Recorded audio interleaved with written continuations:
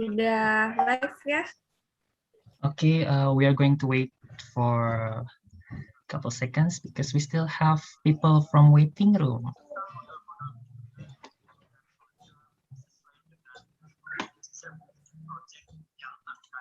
All right. Okay. Good morning, everybody, Binusian and alumni. How are you guys today? I hope that you are all safe and healthy wherever you are now. Maybe you are in Indonesia or maybe you are overseas. Wherever you are, we hope you are healthy and safe and you are doing good. Okay, we meet again finally, and I want to introduce maybe some of you guys don't know me yet. So my name is Faisal, or you can call me Kak Pai, and I'm from Global Employability and Entrepreneurship, Alam Sutra. And my partner here. Hi, good morning. My name is Stephanie from Global Employability and Entrepreneurship Binus Senayan. And we will be the MC for our seminar today. And welcome to Summer Career Camp 2021. So, what is Summer Career Camp 2021 is? Well, Summer Career Camp 2021 is a series event held online during the college holidays with topics on various professional trends in various industries and preparation for a career as a professional or entrepreneur, as well as preparation for continuing study programs to the master's level. Okay, so this is for all Binusian who's still in the university, or maybe and also for alumni of fresh grade. Maybe there's alumni here.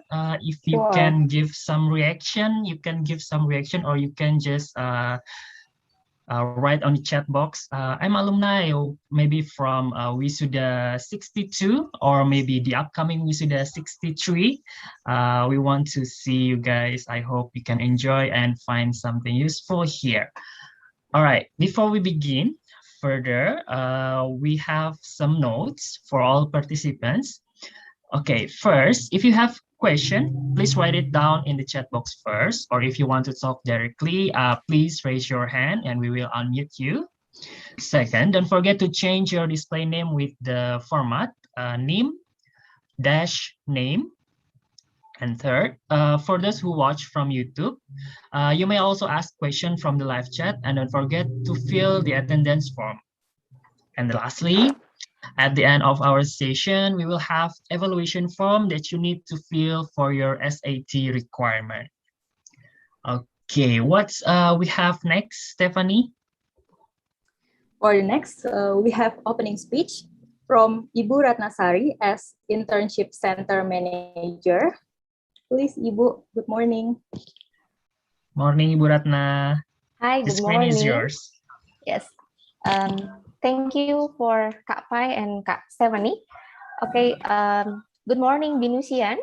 Yeah, hopefully you are stay healthy and fun, of course. It's just because this is summer, like Kak Pai shares before. Okay, allow me to give welcoming regards, especially for the Mr. Megat Syarifuddin bin Jaimin as a marketing officer from University Kebangsaan Malaysia.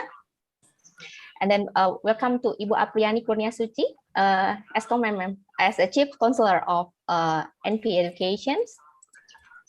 Greetings to one and all. It gives me warm regard and great pleasure to grace all of the presence for today's event as a summer curriculum series seminar in 2021. Okay, good.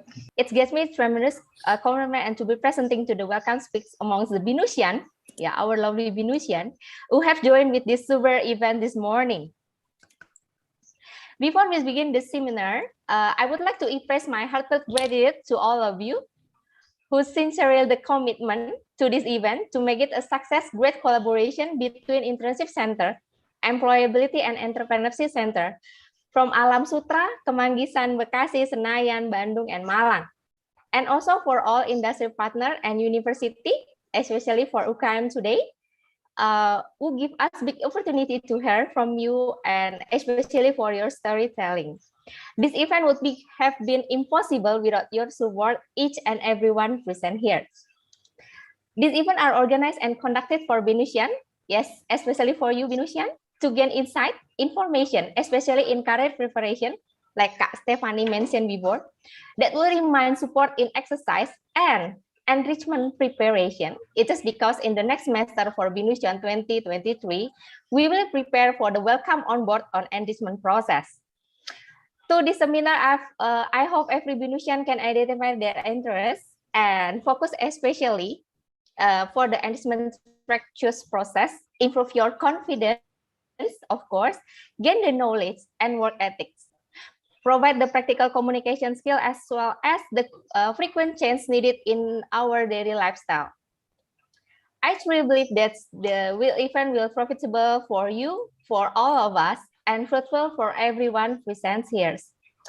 Not to mention, and without further ado, the screen, I give it back to Kak Pai and Stephanie. You can start this event. Thank you. Thank you, Ibu Ratna, for the opening speech. I think we have a ceremonial gong, virtual gong, Mbak Ira.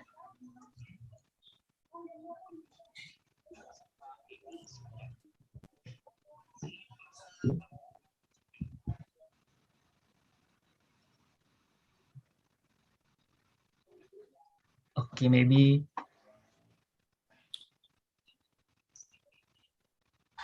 Bu Ratna, you can open again and we will kick the gong. Okay, it's just because this is the first day for our summer career camp. Without any further ado, let's start this event with fun and stay at home. Ira, you may click the gong.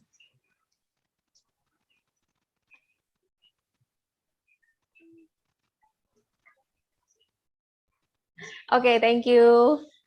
Thank you. Wow. You can give some applause, the reaction. Yay. Yay. So it's finally officially open, the Summer Career Camp 2021.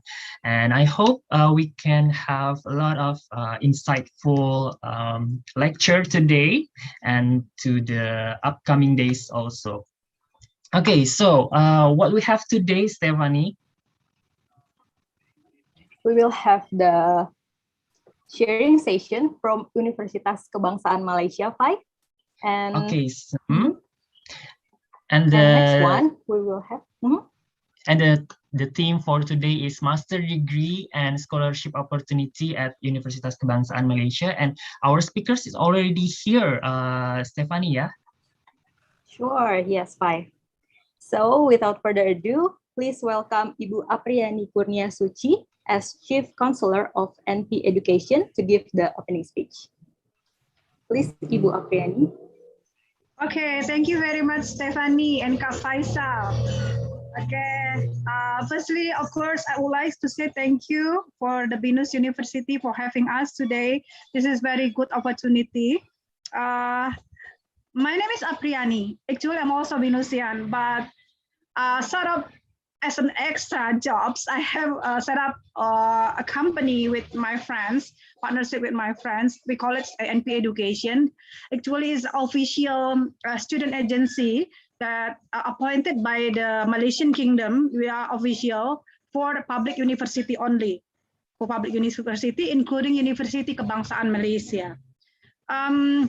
The company itself actually starting from 2015, if I'm not mistaken. We start from like not really official, but because of my other partner also working in the embassy.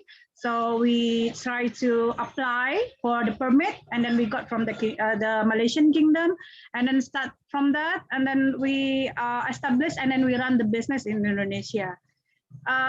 Actually, as a student agency, it's not really 100% profitable. Actually, I would like to say a little bit about my company, a little bit, because this is also entrepreneurship. There is entrepreneurship and affordability center, so probably also could give storytelling about how to establish a company for the student agency. This is actually not really 100% profit. It's a non-profit because the aim actually would like to give the Indonesian students for the second opportunity or the other opportunity to do or pursue further study in higher education in Malaysia. What is the reason? Number one, because of the cultures, they're almost the same. And then the second one, the living cost is not really high. So in the certain area actually is lower than Indonesia. And the second one, the tuition fee, the education fee or the education cost also a bit lower from the Indonesia. And of course, it's as a Muslim, it's also a large Muslim area over there. But of course, the international environment is more, the field you are going into the international environment is a bigger opportunity over there as a students. Because if I'm not mistaken, there is international students coming from 50 countries, something. And also public university in Malaysia is already including as the international education institution. And the rank also a good one in Asia. So in example, today we have University Kebangsaan Malaysia. I would like to introduce you to Cik Megat. Good morning, Cik Megat. Cik Megat will helping me to represent what is University Kebangsaan Malaysia in the presentation, also in the video. So probably you will have a second story or a second chance that over there, overseas, you could study overseas, but in the affordable budget, something like that. But the rank is also a good one. Just like University Kebangsaan Malaysia is 140 something, if I'm not mistaken. Cik Megat will explain more, of course, in Asia, in the QS ranking. So I think and also in Malaysia, University Kebangsaan Malaysia is in the position number 3rd. So it's a good opportunity to know University Kebangsaan Malaysia in this morning. Actually, this is the second visit to our university to BINUS. Last time Cik Megat come to Alam Sutra, the same topic also for the infosation study, and this is the second time virtually. So I would like to say welcome to Cik Megat. Would you please open your camera and I will give the chance and the screen to you. Thank you, Cik Megat. Okay, all right. Thank you very much for the introduction there, Ms. Apriani. Yeah. And first of all, I would like to say thank you to BINUS University for inviting me. I'm very honored to be part of this summer session, summer camp session. And okay, to be honest, actually, I'm not the person assigned for this session. There is another one of our lecturers actually was supposed to give this presentation, but unfortunately he is not able to make it for this session. So I'm assigned to actually, participate in this session to give more information about our university, University Kebangsaan Malaysia, also known as the National University of Malaysia. Yeah, in short, we are called UKM. So, okay, I think I'm sorry, Cik Megat. Yeah. I think we can have a photo session first. Yeah, sure. Yeah, because this is for the opening session. I think for all speakers, Ibu Apriani, Ibu Ratna, and everyone, all participants, before we begin to the main topics, we can have a little photo session first. Thank you. And I will conduct this photo session. If you want to open your camera, please, and I will count down to, okay.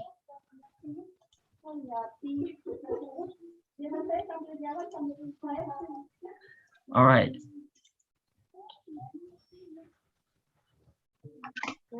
Okay.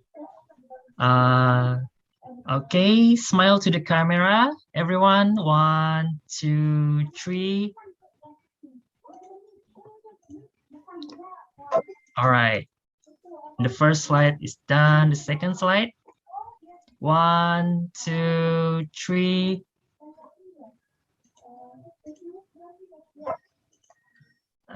Okay, and the third slide. 1, 2, 3. Cool. And okay, we still have fourth slide. Okay, 1, 2, 3. All right, cool. All right, thank you for all the participants, and we can continue. Please, Cik Megat. Okay, thank you, Kak Faisal. Yeah. Okay, so yeah, actually, you should be prepared because when you take the photo of everyone, you don't know which slide you will be on. You could be on the first page, you could be on the second page. So it's always important to keep a smiley face on the screen. Okay. Okay. So without any further ado, I think I'll play a video for every one of you to have an idea of what UKM is about, and also to kind of like give a brief introduction about UKM and the area of research that we are venturing into. Okay, so I'll be sharing my screen here. Just give me one moment.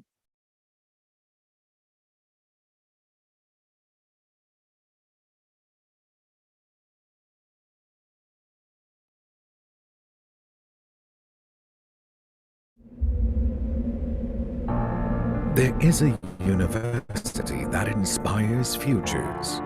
The futures of the young. The future of our way of life. The future of this nation. And the future begins by nurturing possibilities.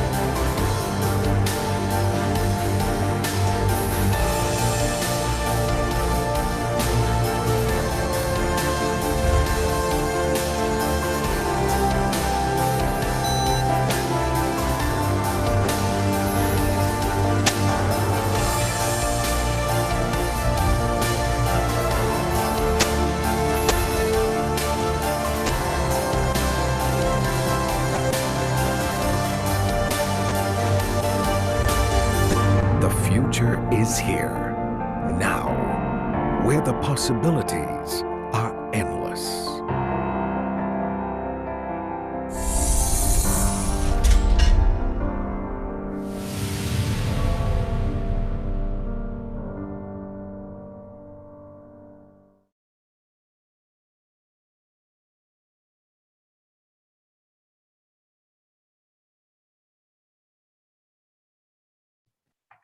Simagat, your speaker is still off.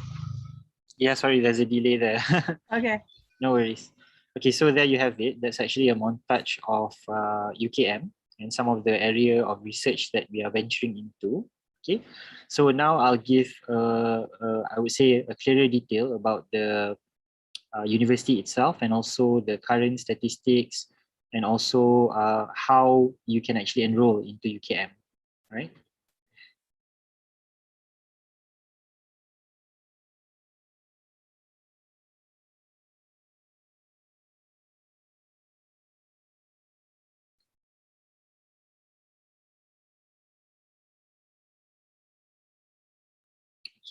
So here we go. So okay, as you can see here, this is actually the main entrance to UKM. So when you, let's say if you are physically here in UKM and when you enter the university, this is actually your first view of the university, right? So as you can see, UKM is actually full of greenery.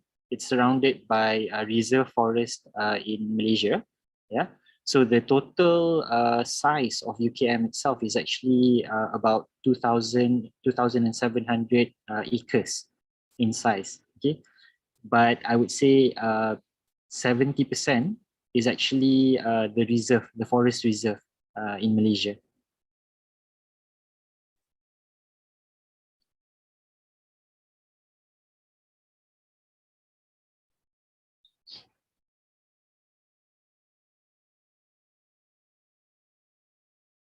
Okay, so for some of you who has never heard of UKM, yeah, maybe some of you have never heard, and this is actually the first time that you are hearing about UKM. We are actually a public university in Malaysia, yeah, and we were established in 1970.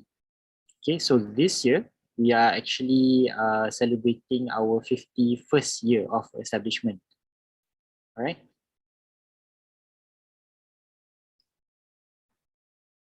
So where is UKM? For those of you who have been to Malaysia before, as you can see here, this is our Kuala Lumpur International Airport, where usually international students or maybe just tourists would land here first before going off to their destination. So the distance between the Kuala Lumpur International Airport and our university is only about 30 minutes away. And Kuala Lumpur is also about 30 minutes away from our university. So we are actually in the middle of the Kuala Lumpur International Airport and the city center, which is Kuala Lumpur. Okay, so inshallah soon, if the borders are open and you would like to drop by just to visit the campus, for example, it should not be a problem because the distance will not be a problem for any tourists or visitors. Yeah. And one more thing, in Kuala Lumpur, we have our medical center, also known as our hospital, university hospital. So for those of you who are interested to do, anything that is related to health sciences, this will actually be your campuses if you decide to come to UKM. So how far is our global outreach? For UKM, we actually have partners from around the globe actually. We have more than 400 plus MOU signed with universities around the world. Yeah. And also with our current number of 200,000 plus alumni, we are actually trying to reach even further. So what the advantage here for international students is that when you come to UKM, you are not only studying, you are not only building your network with UKM or just in Malaysia. You can actually build your network to outreach above and beyond, meaning outside of Malaysia as well, regardless whether it's in the Europe, Southeast Asia, Middle East. So we have it everywhere. So that's one of the advantage of being a UKM student. So these are some of our international collaboration. Of course, this is not all. This is actually the list that I can fit in one slide actually. Yeah, but there's more. But as you can see in Indonesia itself, in this slide, we have about 3 or 4 universities and institutions in Indonesia. In Indonesia, if I'm not mistaken, we have a total of 49 MOU signed with universities and institutions, and also government bodies in Indonesia. Okay.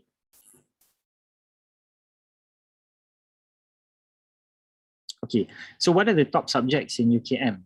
Okay, we actually have a total of about 481 postgraduate programs ranging from masters to PhD programs. Okay, but as of 2018, as you can see here, this is QS 2018, we had 9 subjects which reached the top 100 program in the world offered by universities. So our program from UKM, we have architecture and built engineering. We had basically we had 4 engineering programs, which is architecture, chemical, electrical, and mechanical engineering. We also had education, English literature, linguistics, and also we have social sciences that year in the top 100 program in the world. Okay, so if you are considering to join for postgraduate studies in either one of these areas, then UKM would be a good choice for you. Okay.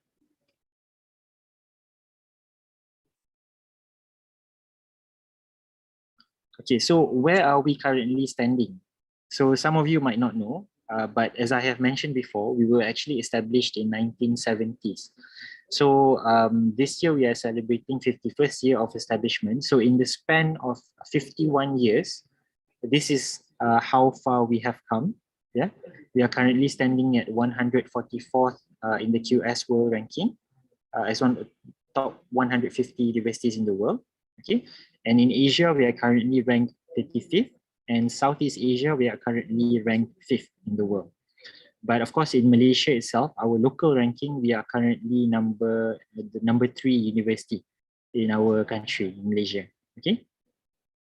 So hopefully in the coming years, we will be actively climbing the ranks. So it will be no doubt in the future that UKM would be one of the top choices for postgraduate studies. All right. So what are the faculties that we have in UKM? Okay. So in general, we have 13 faculties. I actually took the time to categorize those faculties into 4 main categories, which is science and technology, health sciences, arts and social sciences, and also business management. Okay, but as you can see under these 4 categories, these are actually the faculties in UKM that are offering undergraduate, postgraduate studies, masters and PhD. Okay, as you can see here, there's engineering, science and technology, IT. We have health sciences, which focuses on medicine, pharmacy, dentistry, and other health sciences programs such as audiology, radiotherapy, and so on. Yeah, and then we have arts and social science, which covers psychology, sociology. Yeah, and we also have business management faculties, which focuses on business programs such as accounting, finance, Islamic economy, Islamic banking. Yeah. So these are some of the faculties that might be of your interest for those who are looking forward to, pursue your S2, S3 abroad. All right.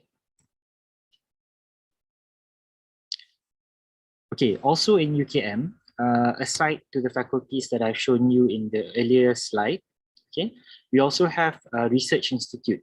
Okay, one thing you need to know about UKM is that we are actually one of the research universities in Malaysia. So we were awarded the title back in 2006, all right? And currently in Malaysia, there's only about 5 research universities that were given this title. So this title is only given to the university when they have published a certain number of publications, yeah, and the university would have to keep consistent, meaning they will need to produce either the same amount or more every year in order to obtain the title of a research university. So in our university, as you can see, as highlighted in the previous slide, if you realize, there's not much programs that are related to programs such as graphic design or gaming, or maybe interior design, for example, or maybe fashion design. Those types of programs are not currently offered under our university. The reason being is because our university are more focused toward research programs such as current social problems, for example, like economic problems and also climate change problems, or issues that are related to medical sciences, for example. Okay, so aside from the faculty, what we have here is the research institutes, which focus, their main focus is actually to tackle these problems. So I've divided the research institutes into three main categories, which is science and technology, health sciences. The other one is actually arts and social sciences. Okay, so as you can see, these are the name of the research institutes that we have under our university, and all of them are actually offering postgraduate programs in different field of studies. So I think maybe Ibu Aprani will be able to share the brochure if you're interested to see the list of postgraduate programs that are offered under each of these research institutes. All right. So this is the current statistics of the international students, not just international students, local and international students. So the current students studying in UKM is close to 40,000. We have about 36,957. We have 22,000 undergraduate students currently, 14 postgraduate students. The total number of international students at this point of time is 2,417, whereby Indonesian students make up, I would say, if you were to rank the number of Indonesian student community in our campus, I would say they are the fourth highest currently. So it's still in the top 5. We have international students coming into our university from a total of 59 countries. Indonesia would be number 4. Okay. And as I have already mentioned in the previous slides, we have a total of 200 plus alumni, 200,000 plus alumni, which we will be engaging constantly in order to create awareness about our program as well. So this is actually a good thing for those who are still, on the fence. They are not sure whether or not they should go overseas to pursue their postgraduate studies. So you can actually, instead of going to the university, you can actually get in touch with the alumni as well, whereby they will actually be able to give you a more in-depth information and also experience about how is it like living in UKM and how is it like communicating with the lecturers and supervisors.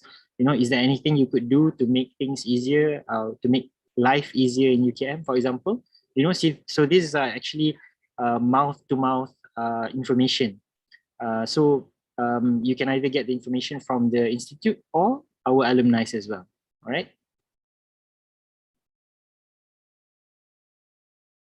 So this is the academicians, I would say, in our university.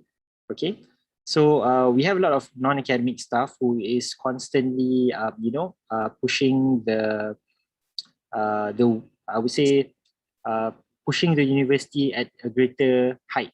Yeah, and also we have academicians who are constantly publishing papers and also supervising students to make sure that they graduate on time. Okay, but the catch here is that for our academicians and also lecturers in our university, it's a requirement for them to have at least a PhD in a certain area for them to actually qualify to teach and learn, to contribute to the teaching and learning process in our university. So if you would like to become a supervisor or lecturer in our university, the most minimum requirement is you need to have a PhD qualification in order for you to teach. We also have applicants whereby international students, they would like to become a lecturer in our university, for example. After they have completed their master's program, they can actually apply to be a tutor.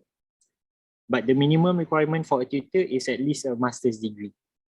Okay, so that's one thing to take note, because especially if you are already in Malaysia, for example, and you would like to pursue a career here, that would be something for you to consider, becoming a workforce in the university, right?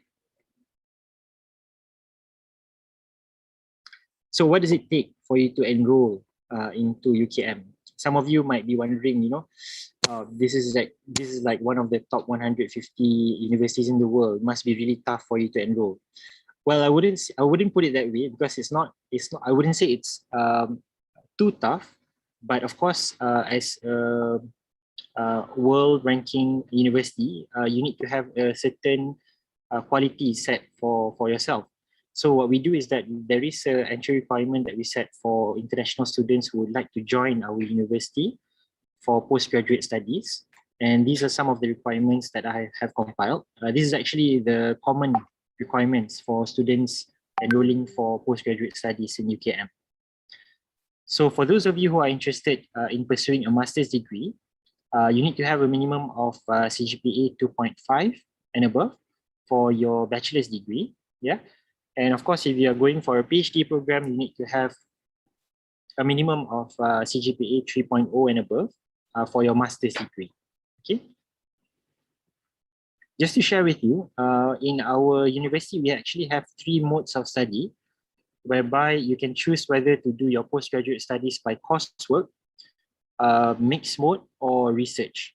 So if you're doing a coursework program is actually very similar to your bachelor's degree program. There will be assignments, there will be group work, there will be presentation, there's tests and exams that you need to sit for in order for you to get good grades and also pass your program. For mixed mode, it's actually a mixture of coursework and research, whereby there is a grading given for your assignments, your tests, and also your exams. But at the same time, 50% of the program will be you conducting a research on a field of study that you are interested in. So, for example, if you are doing business and you are doing, your research topic may be how the Islamic economy is affecting the world, for example, that will be 50% of your full marks during your program, which is your research component. And on the other hand, we also have the research-based program, which is fully research. You will have lesser class, you will have lesser exams, but 90% of the time will be you communicating with your supervisor and also writing your thesis. So it's okay for research program. Usually what I would tell students who are considering to take a research-based program is that you need to be careful, because sometimes when you are doing a research program, what commonly happens is that because you have a lot of free time for you to actually conduct your research, the university is giving you time to conduct your research, to gain information, to convert your information into data that you can put into your research. But sometimes when you have too much time in your hands, you might be distracted with other things.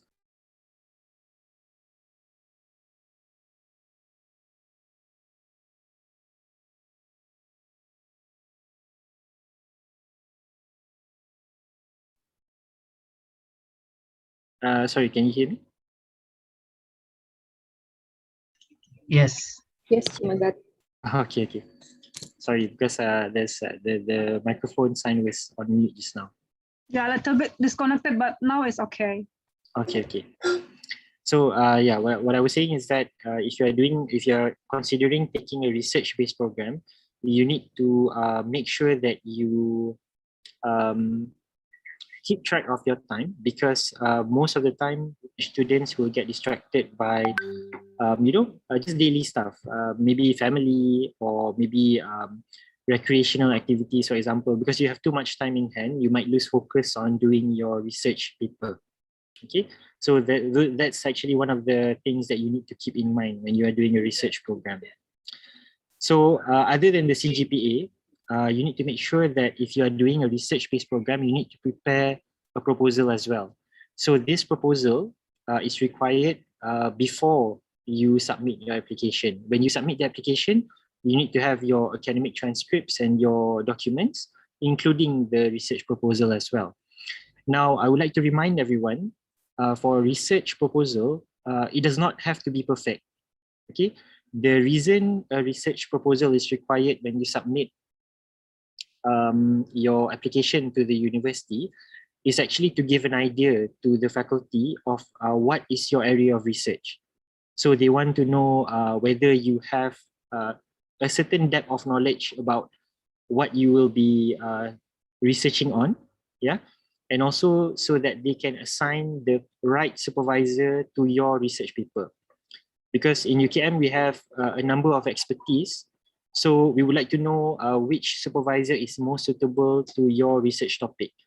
It's also not compulsory for you to put a referee for your research paper. So for example, if you do not know anyone from the university and you are worried that, maybe your application might get rejected because you do not know any supervisor there, it's nothing to worry about, because all we need from you is the research proposal for us to decide for you who will be your research supervisor. Okay. Okay, so I think I'll just be clear on that, so you do not have any doubts. But of course, if you have any questions later, you can get in touch with Bu Apriani to get more info from the university as well. Okay. And one more thing, last but not least, is the English requirement. Yeah. So in UKM, actually, currently we are using the IELTS and TOEFL English qualification. So as an international student, you need to have either IELTS or TOEFL during the application. But let's say, what happens if you do not have one of these, or maybe the examination that you registered for got delayed because of the pandemic? Because I do understand some of the examination center is closed down, and also some of them has postponed the examination to a later date, which is after the closing date of our application.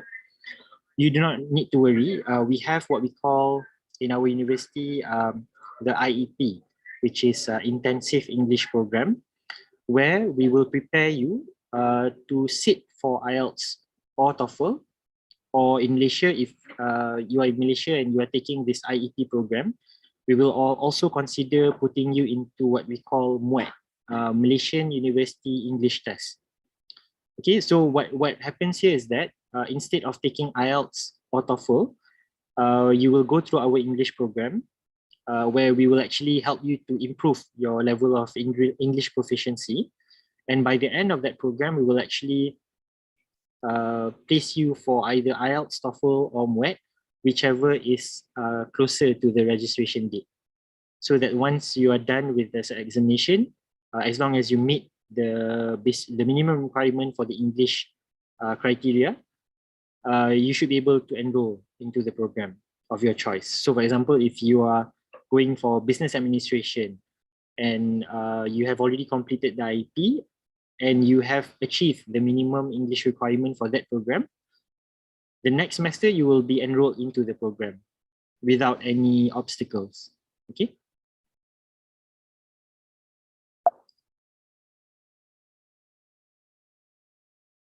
Okay, so this is the program that I was talking about. So as you can see, there's 5 levels here. 5 levels. Okay, 5 levels is for the postgraduate applicants. Okay, so if you're going for the 5 levels, how do we determine which level are you when you enroll for the IEP program? So how we determine your level of proficiency is that before we start the program, there is what we call the placement test. Okay, so for those of you who score very well during the placement test, you will be placed at a higher level, meaning it could be either IEP 3 or IEP level 4. So it's closer to the end of the program. But let's say if you score really low, or maybe your score is not very good during the placement test, you will be placed at the beginner's level, which is the basic level, and you will need to complete a whole year of the program, which is a total of 1 year. But of course, if you score really well during the placement test, your program, your IEP program will be shorter, which is it could be either 4 to 6 months. Okay. So yeah, I think for students from Venus University, it should not be a problem, because I've been there myself, and I had no problem talking with the students and also the international staff there. So it should not be a problem for Venus University. Okay. So I think, yeah, that covers the IEP program structure. So you have an idea of, what will happen if you do not have an English certification before you apply. So, okay, one more thing I would like to share here is because I know during the pandemic, a lot of students, a lot of people are worried, like how are we going to conduct the classes in our university? Well, pre-COVID, before the pandemic hits us back in 2020, all the classes were physical class where we only had minimal amount of online interaction or online engagement between the students and the lecturers. However, after March 2020, we have been fully utilizing our online platform because actually online learning is not foreign to our university, to UKM, because we have been using it for years. It's just that recently we have been forced to actually fully utilize the online platform, whereby now we have UKM Folio, where students and lecturers can actually upload their assignments or documents they would like to share between each other. Yeah, this is also how currently our lecturers are assigning the assignments to all the students in the class. Yeah, and also once they are done, they can upload the assignments into this site here, UKM Folio, where the lecturers and supervisors will be able to assess their assignments. We are also using a few other methods actually. Yeah. Okay, these are some of the platforms that we are using for online communication for teaching and learning, which is the most commonly used are Google Meet and also Zoom. And we also use Microsoft Teams and also WhatsApp for the communication between students and lecturers. Okay, so I think it will be very easy, and also there's not much obstacle in the process of teaching and learning if we were to use all this platform at the same time. So teaching and learning is not a problem in UKM. And if you are worried that you know the quality of teaching and learning might not be the same as physical class, if we were to compare the quality of teaching, right? But not to worry, because we are actually soon will be opening the borders, inshallah, but it's just that we do not have a specific date. But in the meantime, we will try to make use of the online platform that we have currently to make sure that the the teaching and learning experience is not reduced in any way. Okay, so we are trying to make sure that whatever experience that you had in the physical class will be almost similar to what we offer you in the online based platform. Okay. Okay. So, okay, this is actually just a final reminder for the registration date. For those of you who are interested or still considering, take note that the application closing date is on the 31st of August. So if you are still trying to come up with a decision, you need to come up with a decision before 31st of August. Otherwise, you can still join us, but most probably by next year. Okay. Okay, now before I end this session, this is actually towards the end of my session already. I'll be sharing a video of our student lifestyle, because during this pandemic you are not able to visit us physically. So I know how it feels. Even myself, I'm stuck at home. I'm not able to go out. So I would like to give you a glimpse of what it's like to be a student here in UKM. So I'm going to play you a video. Just give me one moment. Let me share it with you. Okay.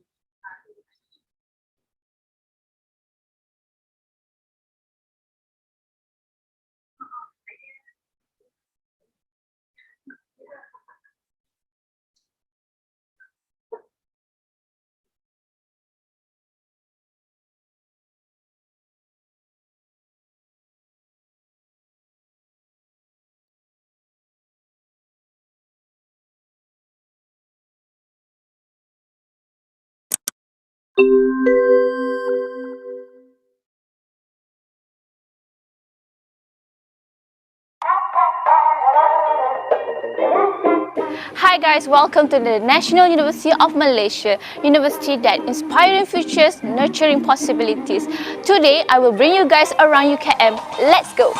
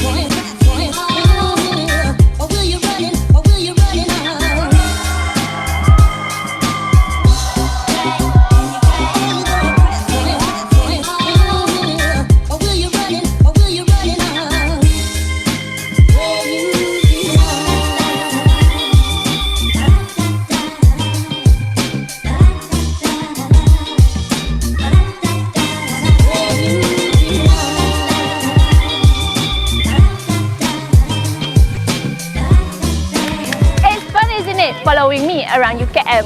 What are you waiting for? Come and join us!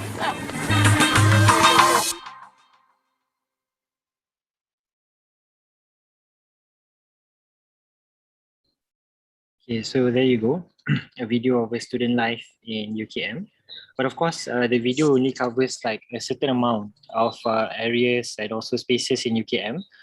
To actually fully experience being a student here in UKM, you need to be here physically. So hopefully that can be done soon, inshallah. Yeah.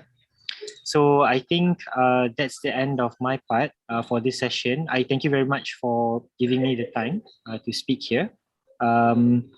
Is it okay if I pass it back to Mbak Stephanie? Yes. Thank you so much, Cik Megat, for the very insightful session. You're welcome. And then we can continue to Ibu Apri, maybe any additional information from you. Thank you, Kak Stephanie. Cik Megat, thank you for the presentations. Very clear and very good. Thank you. And I hope everyone here could get a glimpse about UKM. Okay. My experience the first time coming to UKM, it's a green campus. Very nice view because there is a reserve forest and also the the wild animals still there. If you want to see monkeys, it's still there. So it's indicate that that the environment, the nature is still the nature is there are still monkeys with bachelor degrees. yeah. you can see some monkeys playing around with the kids. It's very I think it's a very amazing picture because in the middle of town, in the middle of city, big city, but you could see nature playing over there. I think it's quite amazing and spectacular pictures. Different experience, yeah. Yeah. And also, because UKM is famous with the terminology, we are the Highlander, right? Because you're in the high surface area, right, over the hill. If you know over the hill, it's UKM.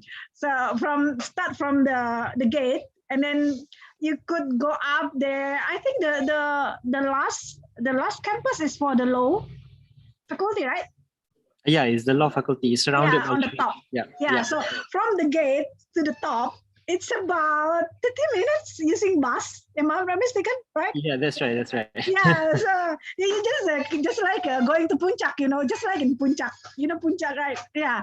Imagine your campus in the Puncak area. So starting from the below the hill and then going to the top, it's about 30 minutes until you finish. If you want going around, so it's about 60 minutes to 1 hour.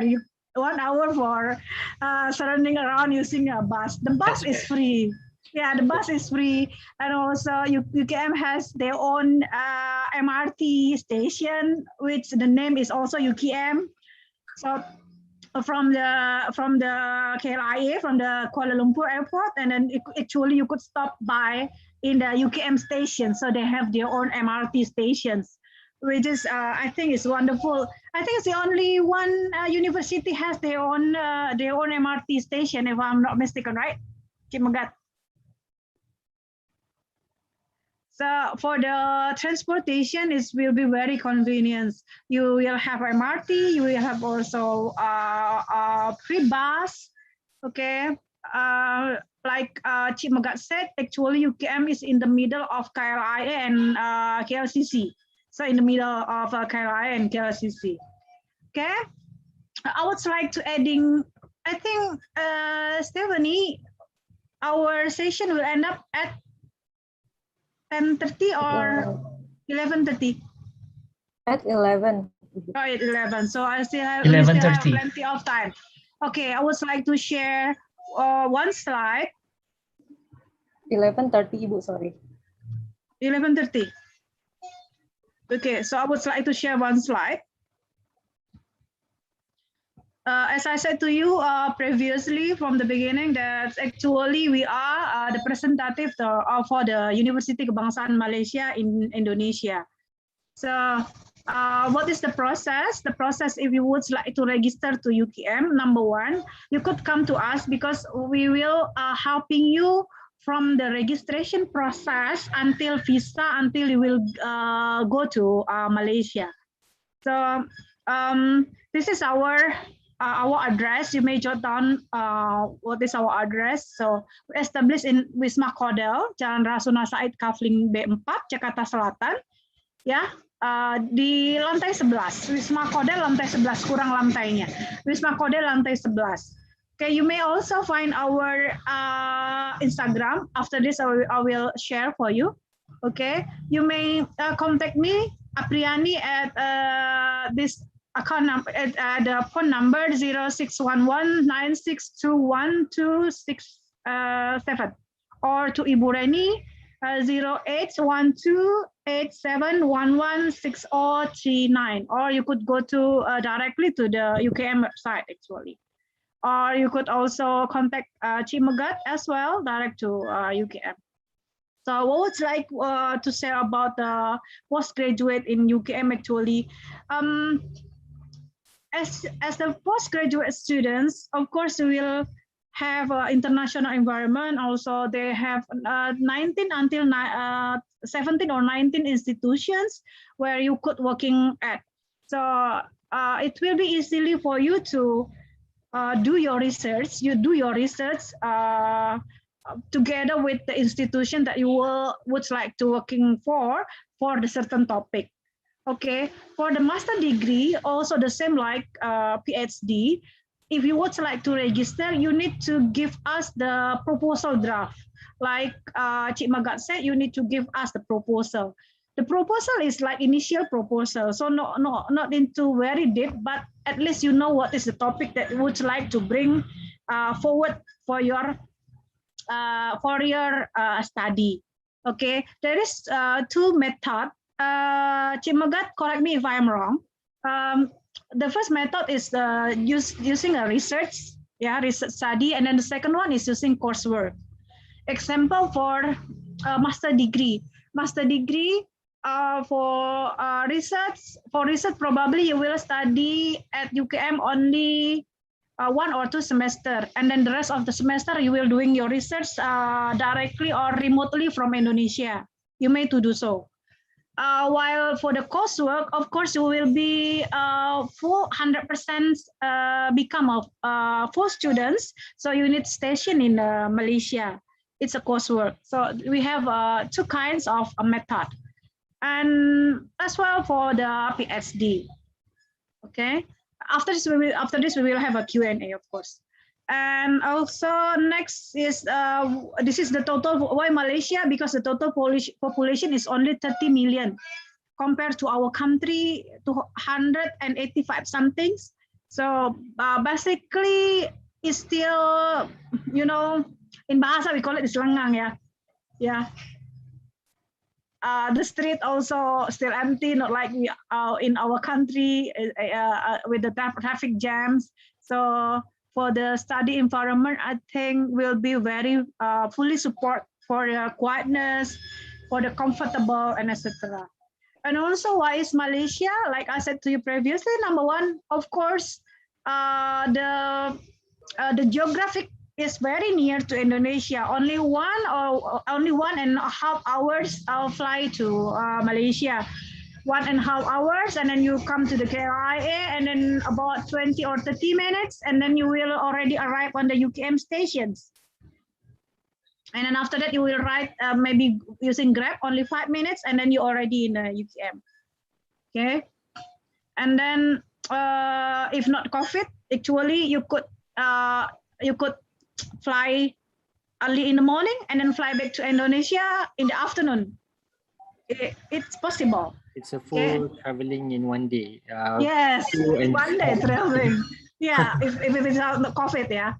So I think it's very convenient. But you already labeling as overseas graduate, right? Although it's very near. And then the second one is the Malay culture, the ethnics, and also the religion.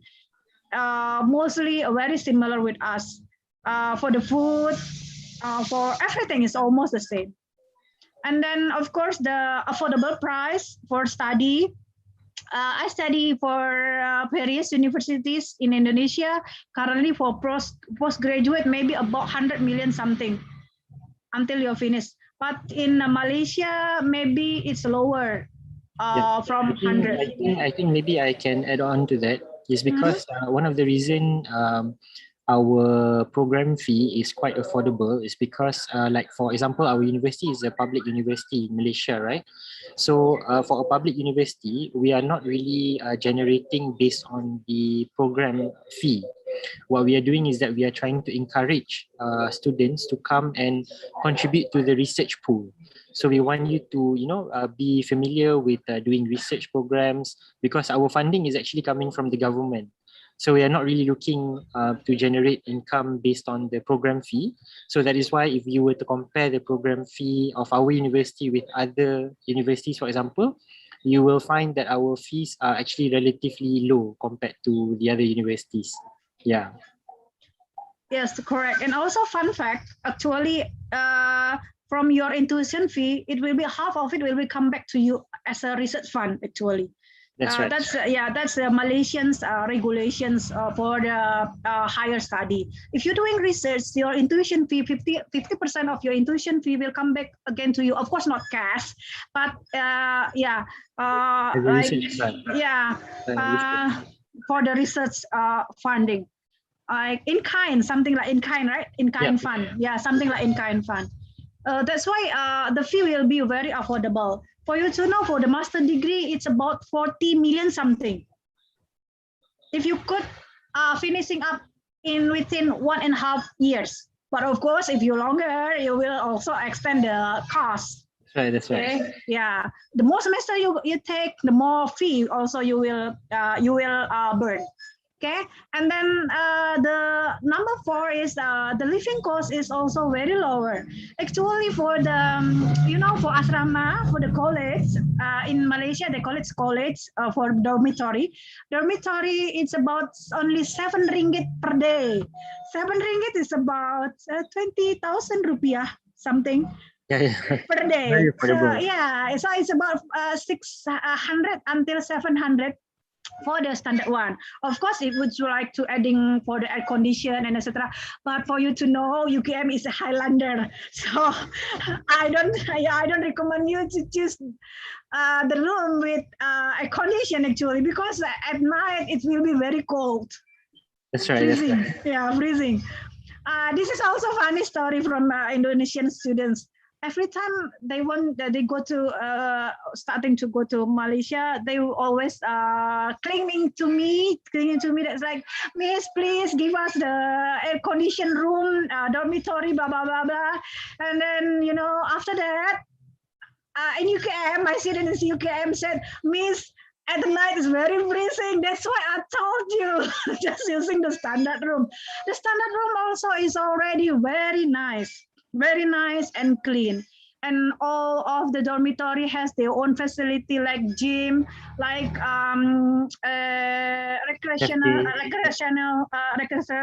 lounge, food and beverage, and also laundry, right? And also photocopy center or stationery, so everything's already there.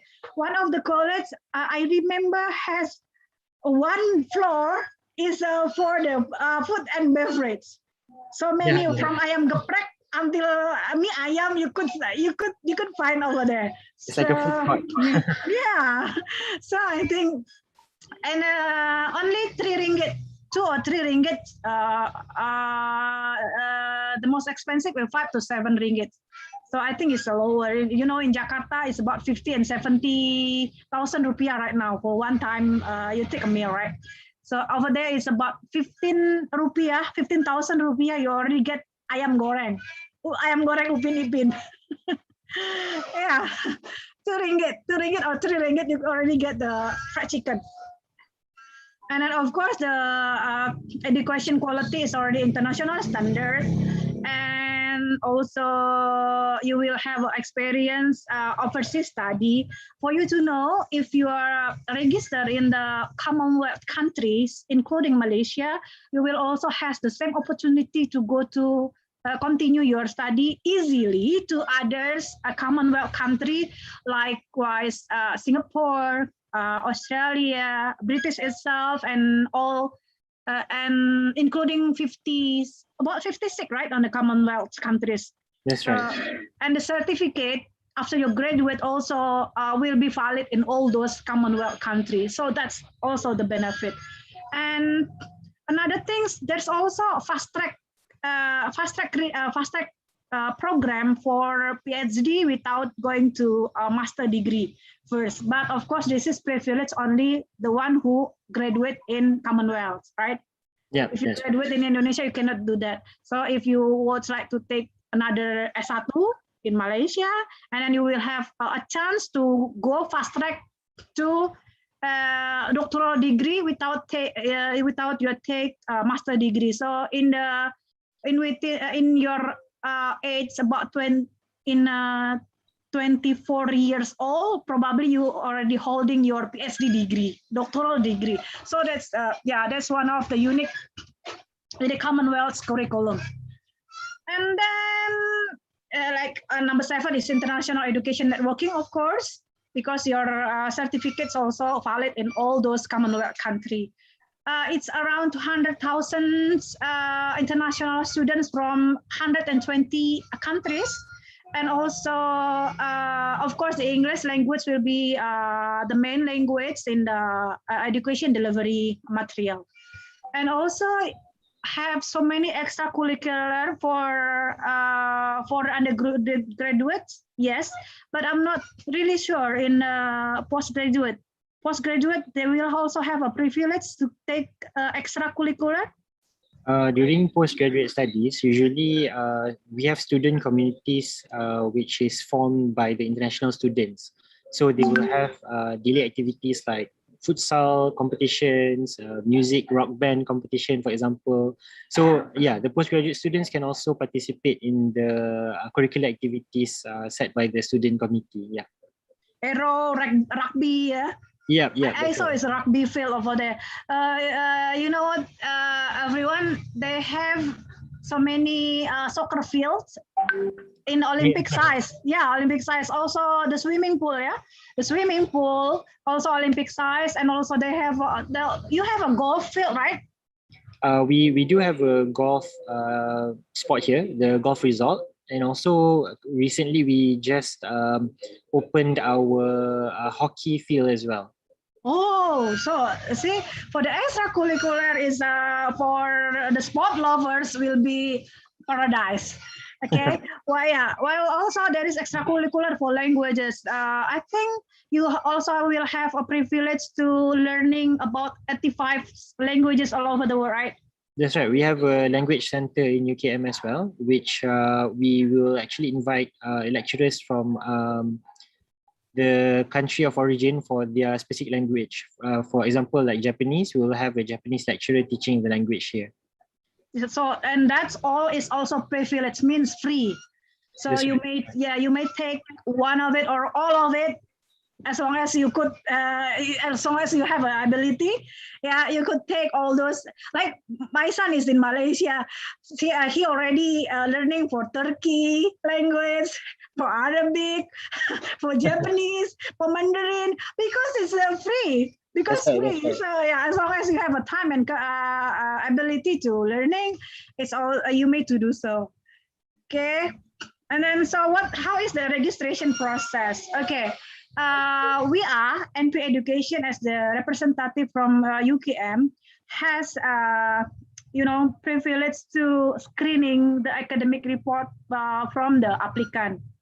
So before we sending all those applicant documents to UKM, we will do the screening. So like academic report, if you will go to the undergraduate, of course, your senior high school certificate. If you want to go to postgraduate, your S1 or S2 certificate. Okay, while the requirement is already mentioned by Cik Megat before. So if for S2, if you would like to continue to S2, to master degree, so your GPA should be minimal 2.7, right, Cik Megat? That's right. 2.7, and for the postgraduate, minimal 3.0. But of course, it should be pass our screening first, because our screening not only academic report, but I myself will because I'm in charge in the postgraduate, I will interview for the applicant. I will interview because we would like to secure the qualities, the students' quality which we will sending to UKM. Because our good name also need to maintain as a student agency in Indonesia. For postgraduate, it's the GPA should be for the PhD GPA minimal 3.0, while for the English requirement is 6.0 for the IELTS, but for TOEFL is 550. And then after that, after the screening your academic report, and then we interview you, and then if we are really confident to recommend you, and then we will go to the registration process. You will buy the form, the registration form. It's about 500,000 rupiah in our currency. In ringgit, 100 yeah. In ringgit, it's 50 or 60? In ringgit, it's 100 ringgit. Oh, 100 ringgit. So, but yeah, it's around that. So it's about 500 rupiah, 1,000 rupiah. And then after that, we will key in all the data from you to their to UKM system. We will do for you because you already passed the screening from our institutions. So after that, everything from the registration until you get the visa, it will be under our process. Correct. Okay. And if I may add, Bu Apriani, Yes. because this is actually one of the main concern for international students as well, because one of the things that commonly asked by international students is that, who will be doing their visa processing, who will be collecting their documents and verifying their documents, how can they get the documents to the institution, because some students, when they send the email directly to the institution, there's no reply, for example, or it takes some time for them to reply. So what Ibu Apriani is doing here is actually saving you the time and the process to actually submit the application to the university. So what you're doing here is just you are giving Ibu Apriani the proper documents that is required for the university to review your application, and also save you the trouble of communicating with the immigration department, with the what we call here EMGS, which is responsible for processing the visa, for example. So you do not have to deal with that. All you need to do is just to provide the required documents and also communicate with Ibu Apriani to make sure the application process goes smoothly. So that's basically what Ibu Apriani is trying to do here, which is make things easier for you. Yeah. Yes, correct. So this is the illustration. If you want to direct, means you will compete all over the world. You will compete with all over the world students. While if you are dealing with us with NP Education, we already screening your academic report. Of course, only within Indonesia students. So the scope will be smaller. So the chance also higher to get joined with the UKM. So it will be no test, will be no interview. Of course, for a specific program like medical, it should be an interview. Medical and engineering, architect. It will be interview, right? Yeah, usually for medical and health science related program or law program usually will have an interview. For engineering, it depends. If they feel there is a necessity to interview, they will send an email to let you know that you need to prepare for the interview.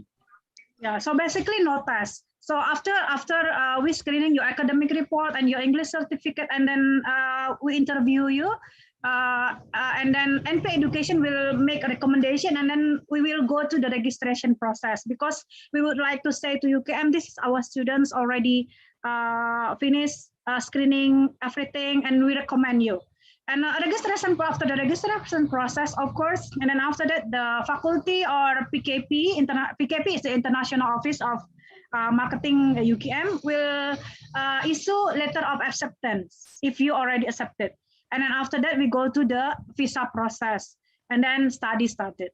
Of course, why this is need to be underlined, Malaysia visa is a bit tricky actually if you are the common people not going, not using a agency. Because I think Malaysian embassy in Indonesia, one of the busiest, the most busy embassy in Indonesia, because the application for visa, I think is the one who would like to coming to Malaysia is it's a very large application. So it will be the long key, right? So that's why if you're using agency, you will just sit back, relax, and then smile, and then after that you will get your application passed. Okay. That's our responsibility as a representative institution for UKM in Indonesia. Okay, that's a little bit from me about NP. I will go back in here. If you would like to screenshot, and then saving our number, you may to do so. Thank you. And then Stephanie or Kak Faisal, yeah, I will get back to you. Okay, thank you, Thank Ibu you, Apriani Ibu and Cik Apriani. Megat for the very insightful presentation about UKM. So we are going to open the Q&A session. Fanny, Sure. I think we already Fine. have some questions here, Fanny. Some questions, yes. The first one is from the chat box from Felicia Zain. Hello, is there any scholarship for postgraduate for international students? Okay. Thank you, Felicia, for the question. I actually already replied her in the chat as well. So basically for scholarships, yes, actually UKM, we do have our own scholarship, which is called the Vice Chancellor Scholarship. And this scholarship is actually offered every year starting from 2020, if I'm not mistaken. So a bit about the scholarship is only offered to international students who are doing research-based program. So if you're doing master by research or PhD, for example, you are eligible to apply for the scholarship. But it is a very competitive scholarship because every year we are only giving out the scholarship to only 2 international students. And how they evaluate whether the students are eligible for the scholarship is based on their proposal and also their academic achievements before that. So I wouldn't be able to promise you that if you apply for this scholarship, you will get it. However, if you firmly believe that you are eligible to get the scholarship, then go for it. You can just apply for the scholarship once you get the offer letter. Okay. Maybe I would like to adding up, okay? Okay. But not only coming from UKM, it's from university itself, but actually the opportunity for postgraduate scholarship is so many. In example, from our country itself, we have LPDP and also we have Kemendikbud or Dikti scholarship. Yeah, UKM is already listed in LPDP, so you could choose UKM in the LPDP. Not so many Malaysian university already listed in LPDP scholarship scheme. So we are very lucky have UKM today because if the opportunity to get the scholarship is still widely open. Okay, that's from our country. And then from the overseas, like ASEAN funding, there's also UKM listed over there, and also many things. Actually, we have the listing institution who give the scholarship. So if you come to us for consultation and etc., we will giving the list for you. Basically, all of the postgraduate student from us is will go using a scholarship. We will also help them to find scholarship. If you come to me with very incredible academic report, incredible IELTS, 7.0 something, yeah, we will talk about that. No worries. Because basically 95% postgraduate student that we're sending to Malaysia is using scholarship scheme. I think Bu Apriani is more knowledgeable about the scholarships offered by Indonesia. So I think if you get in touch with her to know more about the options that you have, it will be the best option. There is a next question. Does the scholarship cover a living cost? Will be cover the living costs as well?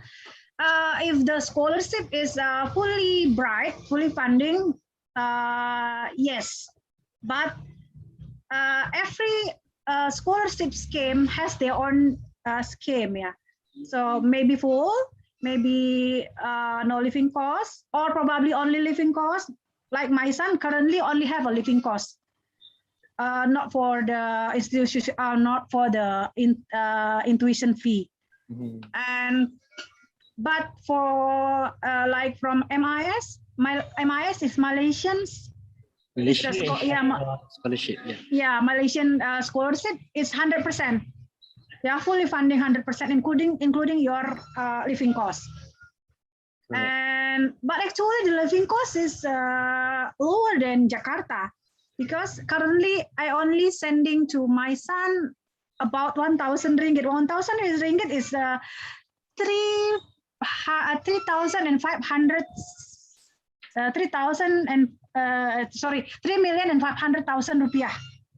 Yeah. 3.5. I think for the living cost, it heavily depends on the way that you are spending actually. Yes, But correct. of course, some students, when they choose to stay inside the campus, actually you are able to save a lot more because you are not renting outside. So basically, you are using the university's facilities to actually go through your day-to-day life, you know. But of course, if you choose to go outside, if you choose to rent outside, the amount will change because it's not being like for us, the facilities in our university are being subsidized by the government. If you choose to live outside, you are actually ignoring that subsidy, and also you are choosing to spend a bit more in terms of Yeah, it's maybe higher. Like you rent apartment, your own apartment because you wanna have a luxury living.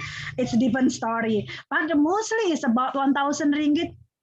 In average is enough already. It's already including leisure going to the cinema actually.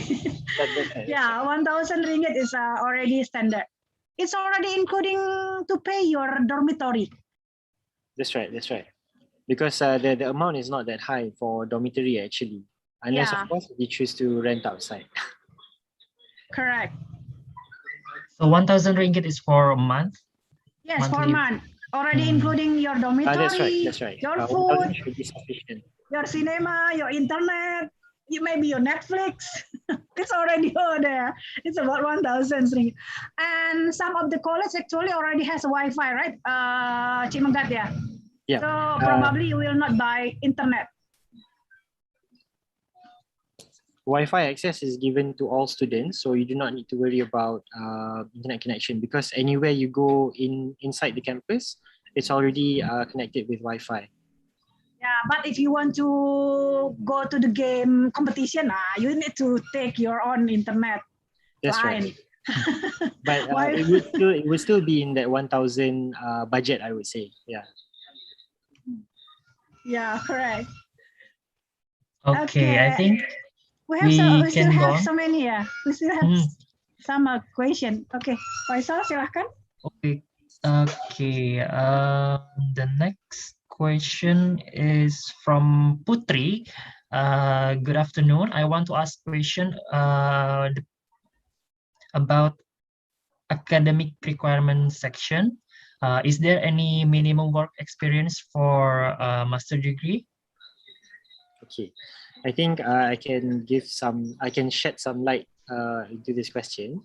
Okay, so basically, like I mentioned before, 2.75 is actually the minimum CGPA required for you to enroll for the master's program.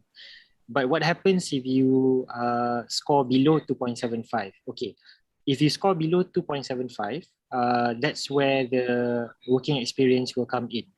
Because some students, they might have taken their masters long ago and they might score somewhere below 2.75. So the working experience will actually play a part whereby it will actually support the application to show that your working experience can actually make up for the CGPA. If you have the CGPA of 2.75 and above and you have the working experience, I would suggest you submit the working experience together with your transcript.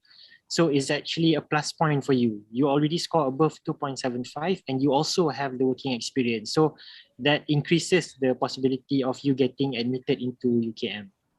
Okay. The experience also including the internship because BINUS University students will have an internship in the last semester or in the last year. On their final year, they will have internship. So this internship could be also as a working experience or not? Okay, because when you are under internship, it depends on the type of work that you are doing. Because some internship does not really cover, does not really provide a true working experience. So when basically to standardize this situation, right? If there is an employment letter to say that the student is currently doing internship, it will be considered for your enrollment into UKM. Maybe Bu Ira could explain more, Mbak Ira, because they are also in the internship section here. There is a staff. Mbak Ira, are you there? But just to add on to the answers, yeah. Okay, for working experience, what we would consider a working experience in UKM is usually between 3 to 5 years. So if it's a minimum of 3 years, then it will be taken into consideration. But if you have less than 3 years, for example, you have been working for 1 or 2 years, it will not be considered because there's not enough duration of working experience in 1 or 2 years. So better maintain your GPA, yeah? Yeah, I think from now on, that's the best better option. maintain your GPA. Okay. Team Magat, so 3 years of working experience in one company, or it can be combined with from 2 companies, maybe 1 year, 1.5 year, I work in a company A, and then 1.5 It's the collective, rest. collective, right? It can be Will be combined. collective. As long as you are working for 3 years and above, it should be okay. Yeah, regardless whether it's with one company or more than one company, it's fine. Yeah, it will be collective, Faisal. Okay. Because So I think currently very rare somebody working at one place, especially for Yeah. the youngster. I hope it answered the questions for Putri. Yeah? If Putri have follow-up questions, you can write it in the Zoom chat. Okay, so there's another questions from Nelson. He's asking about, is there a lot of culture shock between Indonesia and Malaysia? Okay. To be honest, there's not really, I would say there's not really a statistic to be given to answer these questions. But from a general perspective, I would say there's not much because in terms of the culture and the food, for example, yeah, people is always talking about food whenever they go to Asian countries. So this is one of the things that I would like to highlight.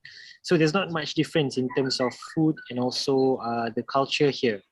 But what I would say, or what I would compare it with, is because what Dr. Adi used to mention in his previous presentation is that in terms of safety, I would say, because for example, if you are in UKM, let's say if you are a female student and you are in UKM and you like to, maybe you prefer jogging at night, for example, I would say it's really safe here, especially inside the campus, it's safe, and outside the campus, which is our district here, Bangi, if you were to jog outside, it would still be safe for a female to walk alone at night. But of course, we don't encourage you to walk alone. But if you were to jog alone or walk alone at night, it's the safety, I would say, that is one of the things that is a highlight for especially parents who are letting go of their child to study overseas, for example, and for those who are studying alone abroad, right? So safety is one of the things that they are really concerned about. And I would say in terms of culture shock, no, not much. But in terms of safety, maybe there's an increase of safety if you were to study abroad here in Malaysia. Or maybe study adaptation, yeah, because of course it will be different with our country because you are far away from your home. Homesick maybe, but Indonesian students is number 4, right, in your university, the number.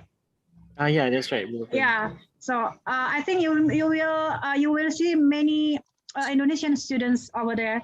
And also Malaysian is really respectful with Indonesia student. You know, forget about they said Malaysia is hate Indonesia. No, if you come there, actually, if you said where are you coming from Jakarta, and then I am a Malaysian student will say, oh, you're coming from Jakarta, blah blah blah. There is actually they really respect to Indonesia. Only in internet because of the soccer.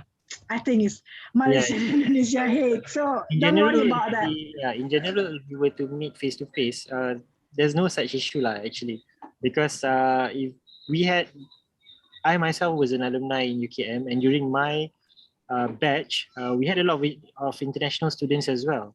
And even years later, we are still keeping in touch. And recently, right before the recent lockdown in Malaysia, I went for a job here in the UKM stadium, and I accidentally bumped into one of my Indonesian friends who has already graduated and currently working in Malaysia. So it's not a thing. This fighting thing is not really a thing. It's actually just something that is like what Ibu Apreni said, is actually being sparked by the internet debate and conversation. Yeah. Netizen gossip. Don't trust netizen gossip. Kami di sini santai aja. Yeah. So everything is actually all right, and it's very safe for everyone to go there, right? Yes, correct. For the safety and also for the clean air. The clean air is wonderful. You will love jogging in the morning, yeah. Because it's in a high lane, right? Like you Yes. say. And the campus is actually not really, it's not right smack in the city. We are actually a distance away from the city. But in Malaysia, we would call it something like pekan, you know. It's at the outskirts of Kuala Lumpur. So it's not really in the middle of the city. It's actually outside of Kuala Lumpur, but in the outskirts. So you are surrounded by the greenery. So that's how you get the fresh air during the morning and during the day. Actually in the suburb like Bekasi and Tangerang compared to Jakarta. Yeah, like our campus in Alam Sutra. Something like that. Yeah. Okay. Something like Tangerang, yeah. All right. I think we are going to give the last question because we are going to close this session. And maybe while we are answering the last question, we can show the evaluation form to the committee. Can you please share screen?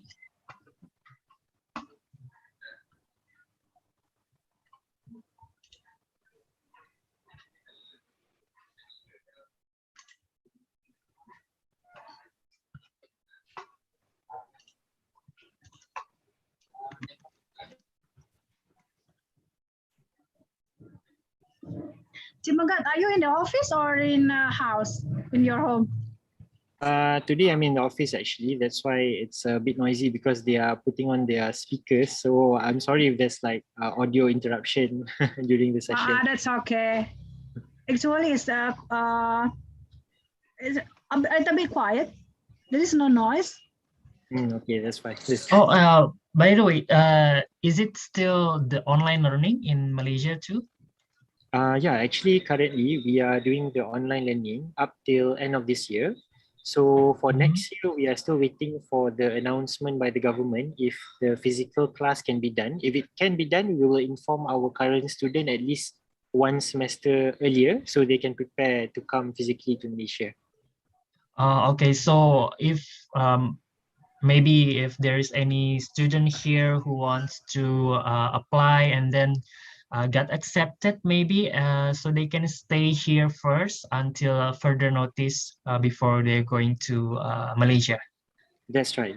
You can actually apply, and if you are accepted, you can. But for special students, like they need to go to the library, to the laboratorium, they need to come to Malaysia. We have exceptions for masters and research students. If there is a need for you to use our lab for research, for example, you can apply to get an exception letter from the university, and you can use that to actually come to Malaysia to the campus to use our lab. But please do bear in mind, let's say even if the classes are being done online, you still need to have your visa processed because we need to make sure the information on your visa, for example, if your program starts on the 10th of September, your visa also needs to be indicated as 10th of September so that the duration of the visa and the program is tally. Sometimes the government will check on this little stuff to make sure that you have the right certification, not some bogus qualification or whatnot. So these are the things they will look at to make sure that you have quality education. Yeah. Yeah, so although you take the online courses, you need to apply visa as well. The student's visa will be valid in within 2 years. But in this pandemic era, the visa will be validated if we asking the government to validate it. So meanwhile, although you already apply, you only give you will only get EMGS approval letter, not visa approval. Since 2 years ago, actually, still so many visa applicants still hold and pending in the EMGS department. So probably you will get the EMGS approval letter first. And if you have a lab, need to come to Malaysia, and then we will activate the visa. And then you will go. Because by the time you activated the visa means the time will be TikTok. 2 years, yeah. Otherwise, yeah, because visa fee is costly, so you need to be clever. That's why NP education has a role on that. Okay, so if alumni here, if you want to join or maybe considering to further your study to UKM, you can ask Bu Apriani here, and you can save her number to consult more. And maybe this is the last questions that I was asking. Thank you. This is from Christine Rusli. She asked about, is there any difference between Indonesia and Malaysia in terms of the education systems, like the learning system? Is there any differences maybe? Or is it just the same? I think what was previously mentioned by Bu Apriani, it's actually the education system of, let's say, Commonwealth countries. You are able to actually reach out to Commonwealth countries as well. So there's no problems in terms of accreditation, for example. But in terms of study method, I would say there's not much difference. But if we were to look closely to the university, because we are a research university, so you might be given a lot more, I would say, tasks or maybe assignments where we will actually push you towards doing research programs, which is kind of like increasing your soft skills and also training you to be a better researcher in general. I hope that answers the question. Okay, based on my experience, because I think my, I'm also lecturer, right, in BINUS. If you're asking me about the curriculum all over the world is actually the same. In example, if you want to take business administrations, so you will get the introduction of marketing as well. You will get everything. It will be the same, but the difference is like this. For undergraduate, if you take in the Commonwealth curriculum, on the last semester, on your final year, you will be assigned to the interesting subject, your minor subject. Let's say your major is business administration, and then after that, you will get a minor subject. An example, yeah, HR or production management or international business, something like that. While mostly majority in Indonesian's university curriculum, from start until your final year, actually there is no a minor subject. But in BINUS, yes, we have minor subject. So in the basic averagely in Indonesian curriculum, there is no specific like that. But if you go to a master degree, yes, it's already on the minor subject based on your research topic. Okay. And then the other things, like I said to you, your certification will be valid all over Commonwealth country. Yeah, in example, you after graduate from UKM master degree, you would like to go to PhD. It also your certificate will be also apply easily in Singapore, in Australia, and also in British, and etc. You have also privilege about that. And then the third one is the research facilities, because of the institutions, they have a bunch of institutions to working for. I think you will have more wider experience on that. And the last one is, if you graduate from Malaysian universities, you will also get professional certificate. In example, you are graduate from finance, so not only you will get the degree, your degree certification, but also the finance professional certification. In Indonesia, you need to take another year, or you need to take probably master degree for that. So that's the difference. Okay, And number 5 is so many extracurricular languages. Yeah, that's yeah. Even one so of it's very convenient and very fun too. Yeah, and one of if I'm not mistaken, one of the public university also has a horse riding as an extra curriculum. Oh, is it? Yes. Wow, maybe I can try to learn horse riding. And if you go to UKM, they already have a hockey fields right now. The swimming pool is Olympic side. So Olympic there's a lot of activities for you to choose from. Actually, I think maybe different university offers different, activities for the students to join. But surely, any activities that you would like to do, it's possible if you are here with us. Yeah.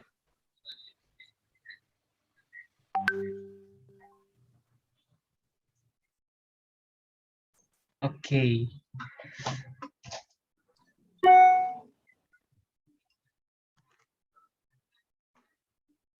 Oh, you have a door prize, yeah? Oh, not door prize, ticket prize.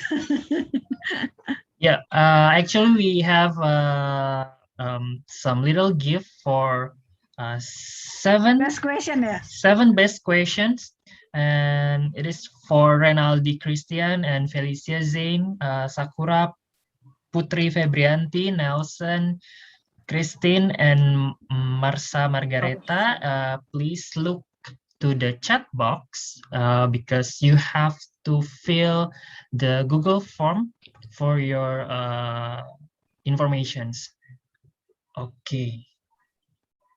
And then are we gonna have for 2 people to get money again? 2 people. Can we start? Yeah. Yeah. Okay.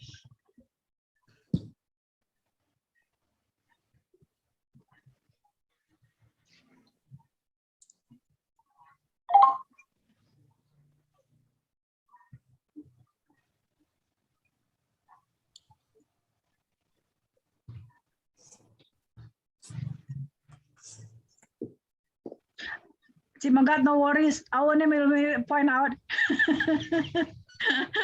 Will not be point out.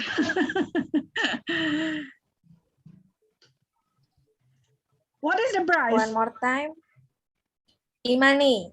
Ah, I see. E-money. E-money is still money, so that's a good price. That's right. Oh, okay. This is for Duff.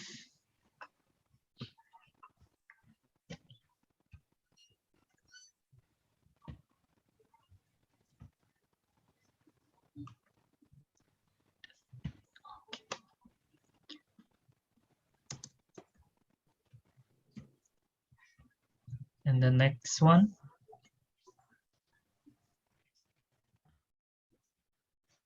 Is the winner should verify themselves or should they fill in the form, Kak Ira? First, fill the absentee. Okay. For this student will be contact us to Kak Ira.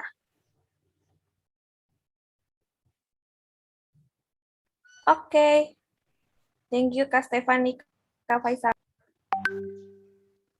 Okay, thank you, Mbak Ira. And Thank you, I think Faisal. this is the closing time for our session this morning. Thank you once again to Cik Megat from Faisal boleh UKM. tunggu sebentar katanya. Oh. Cik Megatnya ke toilet. Oh, udah. Okay, Cik Megat, This thank is you. closing.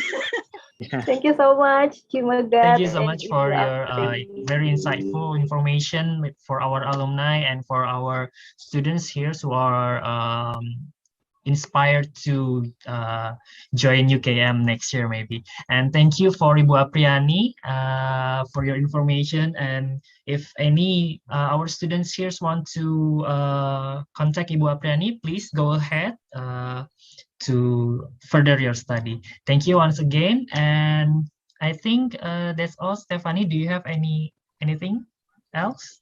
I think it's enough, Pai. Thank you so much. Once again, thank you, Cik Megat and Ibu Apri. Thank you so much for you Binus for all the University for having participants. us. Thank you so much, Cik Megat. You already spare your time in this really early morning. And sorry, last night I'm also in the middle of night. I said, Cik Megat, reminder tomorrow, blah, blah, blah. Because Maira also remind me. So I remind Cik Megat. It's okay, no worries. I think it's a good session, and I wish you all the best in your application if you decide to apply to UKM, and hopefully soon we will be able to meet face to face in Malaysia. Yeah. Yeah, and we are quite happy because it's almost 500 low. The participant is almost 500. So almost it's 600 actually. It's about 550. Yeah. And also this is also online in YouTube. Oh, okay. Yep. Right. I should go to salon first actually to touch up. Because you don't Okay, mention then. me. It's online in YouTube. Okay. Thank you, Okay. everyone. Thank you, everyone. Thank you, Thank you so everyone. much. Oh, students, thank you. I believe some of the students is already in my class. And don't forget, we also have the afternoon sessions that will start from 1 o'clock. BTPN. Yeah. Okay. 1:30 1:30 with Bang BTPN.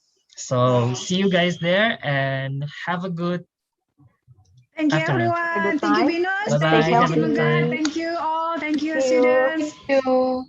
Tetap sehat dan bahagia selalu.